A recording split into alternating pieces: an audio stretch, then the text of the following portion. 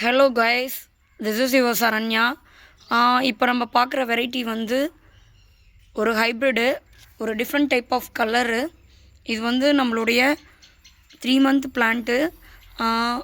இது வந்து பேர் க்ரஷா. அதனோட பியூட்டி பாருங்கள், எவ்வளோ க்யூட்டாக இருக்குது. நம்ம வந்து இது ஒரு 7 inch பாட்டில் வச்சுருக்கோம். ஸோ இது நல்லா வளர்ந்துருச்சு.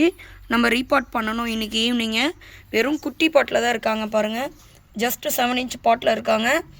இன்றைக்கி ஈவினிங் இதை நம்ம ரீபாட் பண்ணிடலாம். கண்டிப்பாக இந்த மாதிரி ஒரு டிஃப்ரெண்ட் கலர்ஸ் வாங்கி வளங்க. எல்லா கிளைமேட்டுக்கும் செட் ஆகக்கூடிய ஒரு வெரைட்டி.